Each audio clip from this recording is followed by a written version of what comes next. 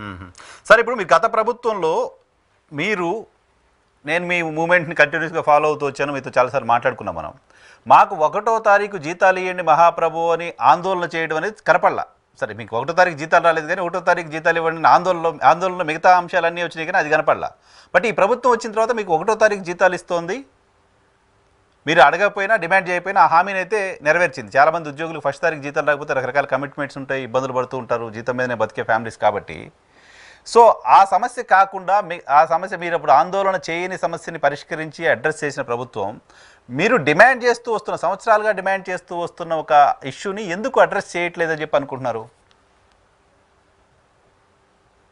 అదే సార్ మాకు ఇప్పుడు అర్థం కాని విషయం అంటే మేము పిఆర్సి కమిషనర్ నియమించి మా డిఏలు పాత డిఏలు ప్రకటించి దానికి కనీసం మాతో ఉద్యోగ సంఘాలతో ఒక స్థాయిలో చర్చలు కనీసం మేము గతంలో కూడా గౌరవ ముఖ్యమంత్రి గారు గత ప్రభుత్వంలో ఆయన ఎక్కువ చర్చించింది లేదు, మమ్మల్ని పిలిచింది లేదు, ఏదో వాళ్ళు పిలిచినప్పుడు మేము పోయింది తప్ప.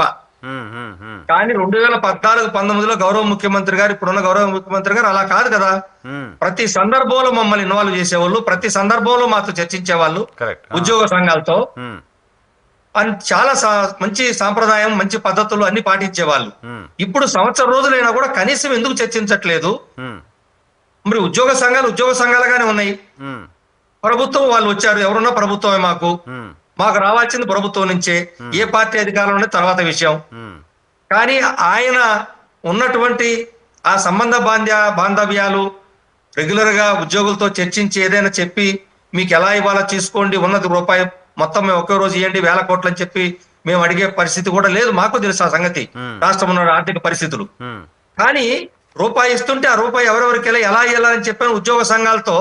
గౌరవ ముఖ్యమంత్రి కాకపోయినా కనీసం ఆ ఆర్థిక శాఖ మంత్రులు కానీ లేదా మిగిలినటువంటి ఆర్థిక ఉన్నతాధికారులు కానీ సీఎం అధికారులు కానీ కూర్చోబెట్టి వాళ్ళతో ఒకరిద్దరితో ఉన్న నాయకులతో చర్చించవచ్చు కదా.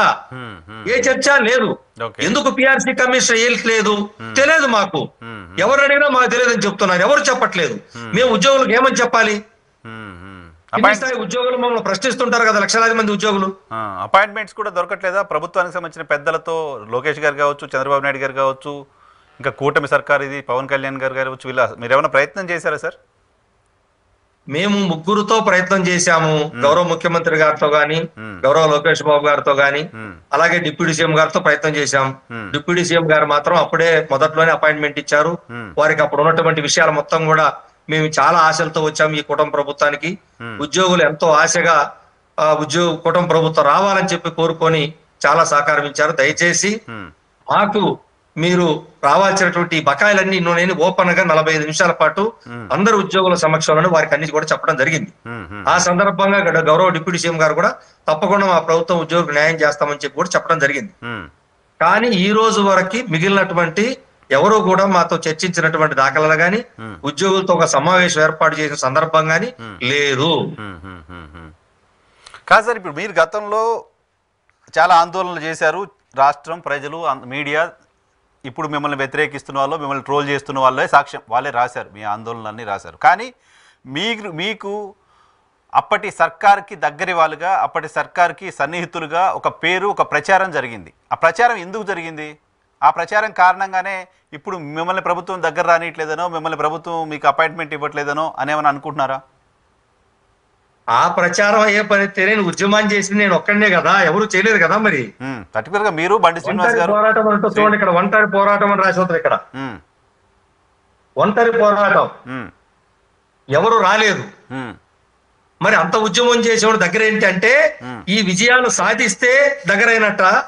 మేము విజయాలు సాధించాం కాబట్టి చిట్ట చివరిలో పోయేటప్పుడు వాళ్ళు ఎన్ని జీవోలు ఇచ్చారు కాబట్టి దగ్గర అనుకుంటే, మరి ఆనాడు 2014-19లో మరి గౌరవ ముఖ్యమంత్రి గారు చంద్రబాబు నాయుడు గారు ఉన్నప్పుడు సాధించినటువంటి విజయాలు చూడండి ఇవి. మరి ఒక పుస్తకం వేయించాం ఏకంగా. మరి ఈ విజయాల సంగతి ఏంటి? మరి ఆయనతో దగ్గర ఉన్నామని వాళ్ళు బాధపడి ఉంటారు కదా. పోయిన ప్రభుత్వంలో సిపిఎస్ ఉద్యోగులు గ్రాట్యుటీ, ఫ్యామిలీ పెన్షన్ చరిత్ర ఏపీ చేసి అమరావతి రాష్ట్రంలో ఏ సిపిఎస్ ఉద్యోగులైనా చెప్తారు. అది వాళ్ళ ఉద్యమ ఫలితం. అదే విధంగా ఏపీ చేసి అమరావతి దానికి తోడ్పాటు. ఆ రోజుల్లో కాంట్రాక్ట్ అవుట్ సోర్సింగ్ జీతాలు 50% పెంచిపించాం అదే గవర్నమెంట్ లో. మ్మ్. అలాగే చనిపోయిన ఉద్యోగులు కారుణ్య నియామకాలు డిగ్రీ బదులు ఇంటర్మీడియట్ తీసుకొచ్చాము, ఆ చరిత్ర ఉంది. మ్మ్. అలాగే ఎక్స్గ్రేషియా 20 సంవత్సరాలుగా ఉన్న 40,000, 60,000, 80,000ని లక్షల రూపాయలకు పెంచిపించాం. మ్మ్. ఇలా ఎన్నో తీసుకొచ్చాం. మరి మ్మ్. మరి అవన్నీ కూడా ఒక పుస్తకం వేశాము. గౌరవ ముఖ్యమంత్రి గారు ఆనాడు గౌరవ ముఖ్యమంత్రి గారు సచివాలయంలో సమావేశం పెడితే అందులో చదివి వినిపించాం. అయ్యా మీరు చేసిన ఇవన్నీ చిట్ట చివరి రోజుల్లో. మ్మ్. మరి సో మేము అప్పుడు రాలా వాళ్ళకి ఉన్నట్ట? అప్పుడు ఎప్పుడు కూడా మీరు నిజానికి ఫస్ట్ గవర్నమెంట్లో సరే కొత్తగా రాష్ట్రం మనం ఫామ్ అయ్యామని రకరకాల రాష్ట్ర ప్రభుత్వానికి సంబంధించిన అనేక అంశాల్లో ఉద్యోగులను ఇన్వాల్వ్ చేసింది అప్పుడు ప్రభుత్వం. రకరకాల సందర్భాల్లో ప్రభుత్వ రాష్ట్రంలో ప్రజా సంఘాలు కావచ్చు, జర్నలిస్టులు కావచ్చు, మేధావులు కావచ్చు, ఉద్యోగులు కావచ్చు, వీళ్ళందరినీ పిలిచి చాలా ఇష్యూస్లో మాట్లాడింది. అప్పుడు మిమ్మల్ని కూడా ఇన్వాల్వ్ చేసింది చాలా ఇష్యూస్లో, మీతో పాటు కలిసి పనిచేసింది. కానీ అప్పటి ప్రభుత్వానికి మీరు దగ్గరనే పేరు పెద్దగా రాలా, బయటికి ఆ ప్రచారం జరగల. ఈ 5 ఏళ్ల కాలంలో జగన్మోహన్ రెడ్డి మిమ్మల్ని పిలిచి మాట్లాడిన దానికంటే కూడా సజ్జల రామకృష్ణారెడ్డి మాట్లాడిందే ఎక్కువ. కానీ జగన్మోహన్ రెడ్డికి మీరు దగ్గరనే ప్రచారం ఎందుకు జరిగింది? రీజన్ ఏంటి? ఆ ప్రచారం చేసిన వాళ్ళు ఎవరైనా ఉన్నారా ఇంటెన్షనల్గా, లేకపోతే అలా ప్రచారం జరగడానికి మీరేమైనా ఆస్కారం కల్పించారా ఏంటి? ఆ ప్రచారం అసలు లేదు సార్, ఎక్కడా కూడా. ఆ ప్రచారం ఉంది. ఎవరు పట్ల ఉన్నారో, ఎవరు అలా ఉన్నారో ఈ రాష్ట్రంలో ప్రతి ఉద్యోగికి తెలుసు. మేము అలా లేమని తెలుసు అందరికీ, వాస్తవం అది.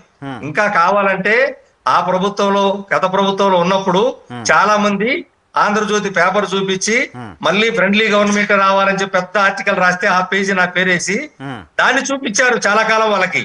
ఇదిగో ఈయన ఇట్లా మళ్ళా ఫ్రెండ్లీ గవర్నమెంట్ రావాలన్నాడు అని చెప్పని దాన్ని చూపించారు. ఇంకా కొంతమంది నాయకత్వం పేపర్ ను చూపించారు అట్లా పెట్టి అప్పుడు ముఖ్యమంత్రికి చాలా కాలం. సో అలా జరిగిందే గాని గత ప్రభుత్వంలో ఆయన మాతో చర్చించింది లేదు, ఆయన పెద్దగా పిలిచింది లేదు. 2-3 సార్లు వాళ్ళు పిలిపిస్తే సందర్భాల్లో వెళ్ళాం తప్ప ఎప్పుడూ లేదు. సజ్జల రామకృష్ణారెడ్డి గారంటే ఇక సెకండ్ ఆప్షన్ ఆయనే ఉన్నారు కాబట్టి వారి దగ్గరికి వెళ్ళి విషయం చెప్పేవాళ్ళం. వాళ్ళు వినుకోలేదు కాబట్టి మేము ఉద్యమం మొదలుపెట్టి ఉద్యమం చేశాము. ఇంకొక దురదృష్టం ఏంటంటే ఆ ప్రభుత్వంలో కరెక్ట్ గా కరోనా 2-3 సంవత్సరాలు గందరగోళమైన పరిస్థితి నెలకొంది. అది గమనించాలి మనం. 2020 పెద్ద విపత్తు కదా అది. 2 సంవత్సరాలు 2021 బాగా పూర్తిగా అల్లకల్లోలం అయిపోయింది. అది అయిన తర్వాత కదా 2022లో మేము పిఆర్సీకి ఉద్యమానికి మొదలు పెట్టాం, ఇక లాభం లేదని. ఇంకా అప్పుడే ఆ గందరగోళం నుంచి బయటపడిన తర్వాత పిఆర్సీ సెటిల్మెంట్ చేసుకోవడం జరిగింది. సో అప్పటికి కూడా కొన్ని సెటిల్ చేయలేదు కాబట్టి మేము ఉద్యమానికి ఒంటరిగా వెళ్ళాం. సరే, ఇప్పుడు ఉద్యమానికి వెళ్ళినోడు ఆ ప్రభుత్వానికి దగ్గర ఎట్లా అవుతారు? ఉద్యమం చేసిన వాళ్ళ దగ్గర ఎట్లా అవుతారు? అదే అర్థం కాని లాజిక్. బట్ అటువంటి ప్రచారం జరిగింది. ప్రచారం జరగడానికి ఎవరు ఉన్నారనేది నేను నా ప్రశ్న. అదే ఎవరన్నా ఉద్దేశపూర్వకంగా ఎవరన్నా కావాలని చేస్తే మనకు తెలియదు తప్ప. మీకు చూపించాను కదా పేపర్ క్లిప్పింగ్స్, ఇదే ఈనాడు ఆంధ్రజ్యోతిలో చాలా స్పష్టంగా మీరు వద్దంటే మాకు వద్దన్న వాళ్ళు ఎవరు ఉన్నారా? నా దగ్గర పుస్తకం ఉంది, ఇంత పెద్ద బుక్లెట్ ఉంది. మేము మీకు ఓన్లీ హెడ్లైన్స్ మీతో మాట్లాడేందుకు ఈ ఫోటోలు తీపించుకొని తెచ్చాను.